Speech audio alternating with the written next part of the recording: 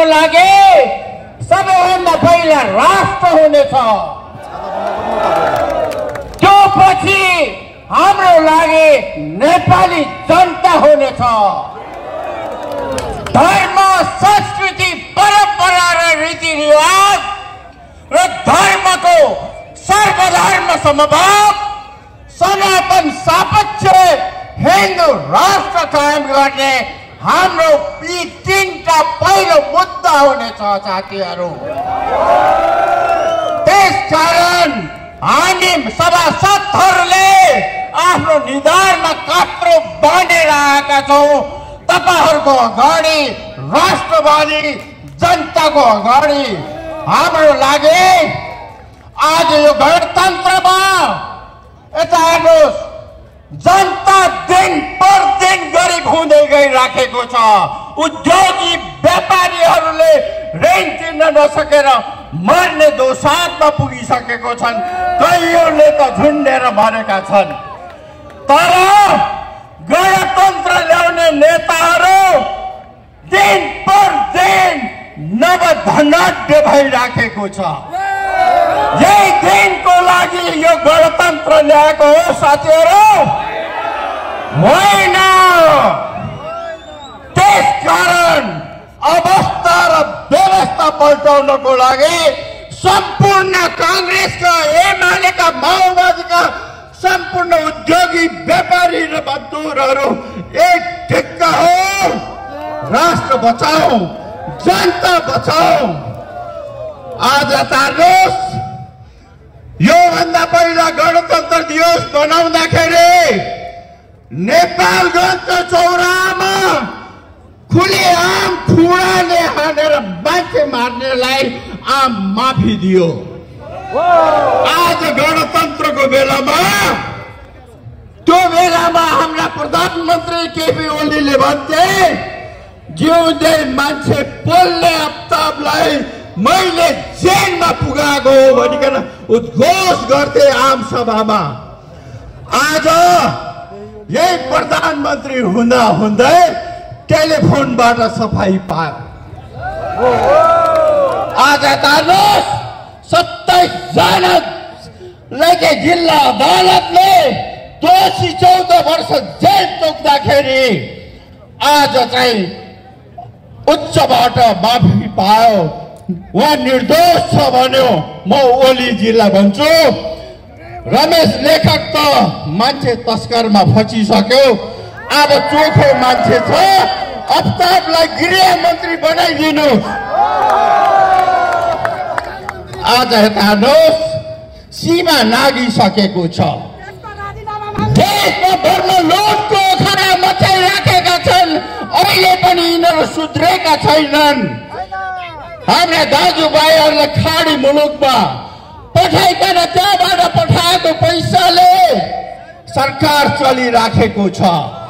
देशका राजाको टाइममा बनेका उद्योग कल कारखाना 127 वटा बेचेर खाइसके।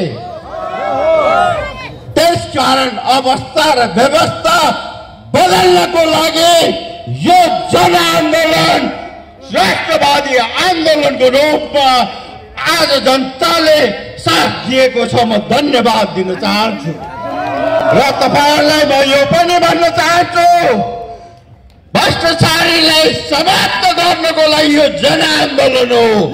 देशमा सुशासन कायम गर्नको लागि यो जनआन्दोलन हो।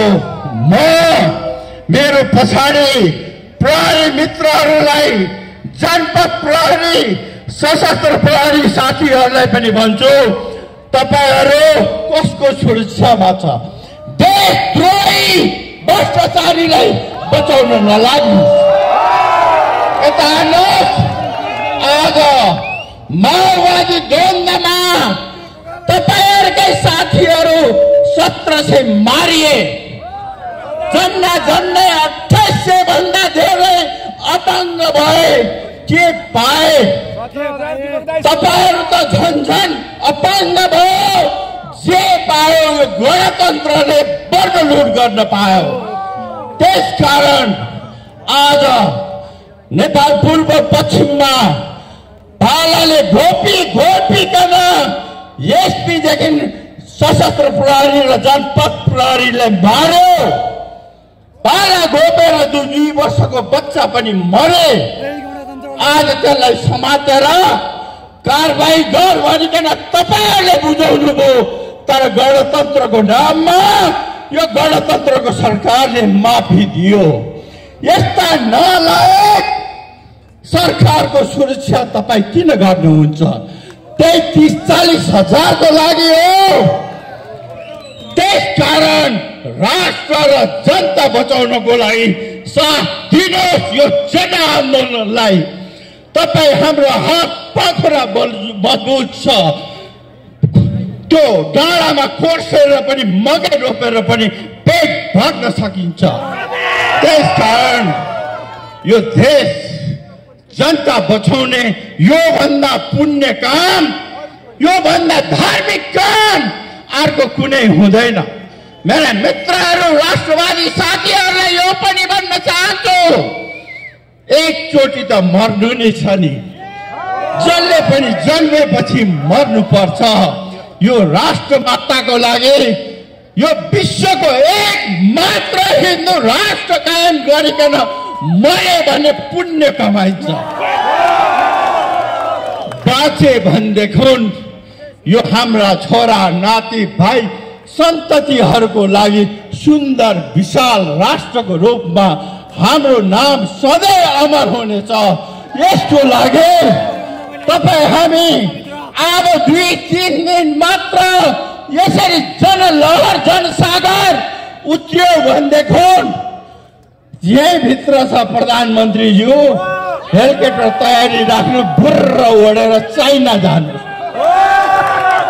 तब मात्र भ्रष्टाचारी नेताहरू बाँच्छ। यदि यो जनताले फेला पार्छ भनेदेखि चिमेटेर चाहिँ समाप्त नाश गर्नुहुन्छ। त्यसकारण म तपाईहरुलाई अनुरोध गर्न चाहन्छु, धैर्य सहनशीलता चाहियो। हामी हाम्रा भाइहरू प्रहरी सशस्त्रसँग झगडा गर्न आएको होइन, कदापि गर्दैनौँ। उहाँहरू पनि हाम्रै भाइ छोरा हो। आज यो गर्मीमा महिनौ दिन भइसक्यो हेलमेट र त्यो ड्रेसमा बस्नु भएको छ। कति पीडा छ। मलाई त कुर्ता र पाइजामामा 4-5 घण्टा हिँड्दाखेरि यो दुर्दशा छ भनेदेखि उहाँहरूको पीडा के छ? तपाईहरुलाई पनि म भन्न चाहन्छु, तपाईहरुले त्यो सदनमा तपाईहरुको आवाज मैले उठाएको थिएँ। त्यो सुविधा बढाउनु पर्यो। प्रहरी सशस्त्र सेनाको तलब बढाउनु पर्यो। 6 जनालाई खान पुग्ने, पढाउन पुग्ने त्यो सुविधा दिनुपर्छ सरकारलाई भन्दाखेरि अहिले 5000 मात्र थपेको छ। यी सरकारका, यी गणतन्त्रका सरकारलाई आफूलाई खानलाई पुगेको छैन। मेरा प्रहरी भाइहरू, यदि अवस्था र व्यवस्था पल्टायो भनेदेखि तपाईहरुको उचित कदर सम्मान र तपाईहरुको सुविधा डबल हामी गर्नेछौँ।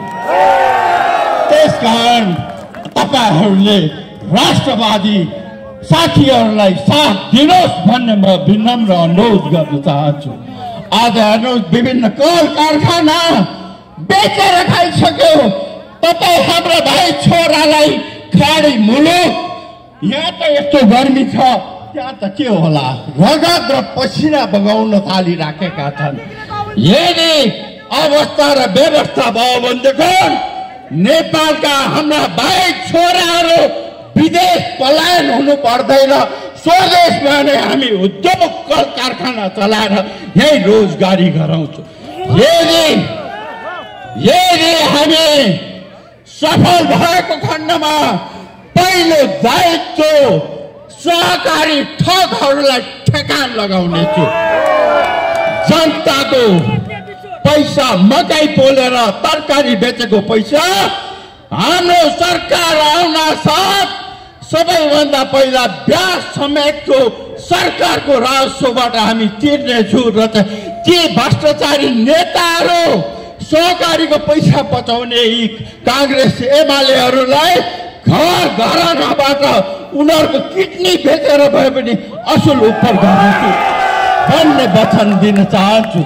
र साथीहरू, भोलि आजको जति आउनु भएको छ, एकजनाले 3 जना समेत भइकन आइदिनको लागि म अनुरोध गर्न चाहन्छु।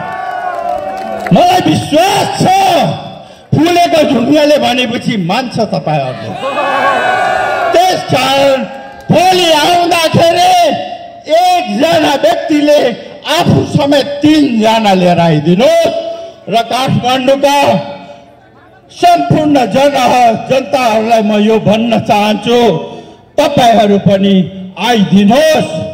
धेरै दिन लाग्दैन, 2-3 दिनमा अवस्था र व्यवस्था पल्टाइन्छ। त्यसको लागि तपाईहरू आउनुहोस्। हामी संहिता चाहिँदैन, संहिता यो देशले छेक्न सक्दैन। नेता र कार्यकर्ता भर्ती गर्ने वर्ग लुटको अखाडा भएको छ, त्यो क्यान्सल गर्छु। त्यसको अधिकार स्थानीय निकाय र सङ्घलाई दिनुपर्छ। र राजा सबैलाई चाहिँ एउटै मालामा राखेर चाहिँ सबै नेपालीको अभिभावक बन्नको विकल्प अर्को छैन। देखिहाल्यो हाम्रा राष्ट्रपतिहरूको चाला। ग्यास्ट्रिकमा पनि 2 करोड खर्च भयो सरकारको ढुकुटीबाट। आज तिनीहरूले पाउने सुविधा हट्छ भनेदेखि पूर्व राष्ट्रपतिले नाना थरीका कुरा भइराखेको थियो। आज यो 2 दशक भयो राजाले बदमासी गरेको थियो भनेदेखि कानुन किन लगाएन? अब उल्टो पुल्टो हुने बेला भयो, दोष राजालाई लगाइन्छ। आज 15 गते 3 खुनेको घटना जुन भयो, योभन्दा कम्ती मान्छे थियो। त्यो त सरकारले गरेको हो। यदि हामीले राष्ट्रवादीहरूले गरेको भए त अहिले पनि हुन्थ्यो नि। त्यसकारण भिजिलेन्स र प्रहरीलाई मिसयुज गरिकन नेपाली जनताको छातीमा गोली हान्न लगाएको पनि यिनीहरू नै हुन् भन्दै म तपाईँहरूको लामो समय लिन चाहँदैन। फेरि पनि म बोले, तपाईँहरूसँग म फेरि मेरो परिवार, मेरो भाइ छोराहरू लिएर म त 100-200 वटै ल्याउँछु।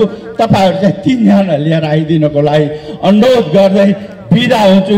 जय राम, जय जनता।